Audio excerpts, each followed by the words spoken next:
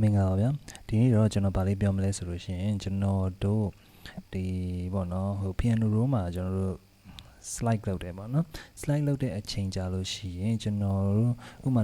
notes နှလုံးထပ်နေတဲ့အချိန်မှာကိုကြိုက်တဲ့ notes တစ်လုံးလေးကိုပေါ့နော်အဲ့လိုရွေးပြီးဘယ်လို slide လုပ်မလဲပေါ့နော်မှန်အဲ့ဟာလေးကိုကျွန်တော်ပြောချင်တယ်အဲ့တော့ကျွန်တော်ဥပမာပြအောင် FI key လေးတခုကျွန်တော်ခေါ်လိုက်မယ်နော်ခေါ်ပြီးသွားလို့ရှိရင်ကျွန်တော်ကဟိုမှာတခုရေးလိုက်မယ်ပေါ့နော်အဲ့တော့ကျွန်တော် C နဲ့ E နဲ့ကိုကျွန်တော်ရေးရတယ်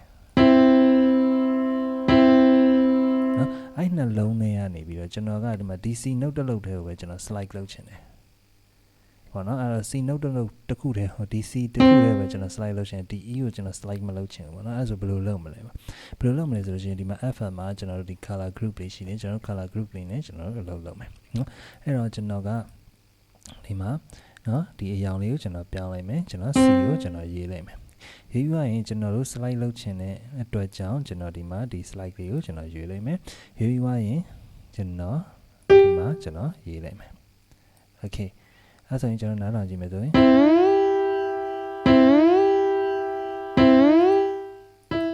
နော်အဲ့ကျွန်တော် color ရွေးထားတဲ့ဒီအရောင်အတိုင်းပဲကျွန်တော်ဒီ C ကဒီ G5 ကို slide ဖြစ်သွားတယ်เนาะနည်းနည်းလေးသိတာပါအောင်ကျွန်တော်ထပ်ပြီးလုပ်ပြမယ်အဲ့တော့ကျွန်တော်ဒီကောင်ဒီအစိမ်းရောင်လေးကိုကျွန်တော်အောက်ကเนาะ G4 မှာကျွန်တော်ဒီနားမှာကျွန်တော်ရေးကြည့်လိုက်မယ်เนาะအဲ့တော့ကျွန်တော်ဒီ C5 က G5 ကို slide လုပ်သွားပြီးတော့ဒီ E5 ကကျွန်တော်ဒီ G4 ကို slide လုပ်သွားမှာဖြစ်ပါတယ်နော်ဒါလေးကတော့ကျွန်တော်တို့ကလိုမျိုးပေါ့နော်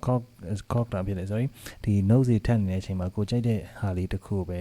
ကျွန်တော်တို့ဘယ်လိုရွေးပြီးတော့ကျွန်တော်ဘယ်လို slide လုပ်မလဲပေါ့နော်ဒီ color group လေးနဲ့ကျွန်တော်တို့ slide လုပ်လို့ရတဲ့အကြောင်းလေးကိုကျွန်တော်ပြောခဲ့တာဖြစ်ပါတယ်ခင်ဗျကိုအဆင်ပြေသလိုပေါ့နော်ဒါကိုရဲ့ creation ပေါ်မူတည်ပြီးတော့ကျွန်တော်အဆင်ပြေသလိုကျွန်တော်သုံးလို့ရပါတယ်နော်ဒီလိုလေးလုပ်လို့ရတယ်ဆိုတဲ့အကြောင်းလေးကိုကျွန်တော်ပြောခဲ့တာဖြစ်ပါတယ်ခင်ဗျအားလုံးပဲ thank you ပါ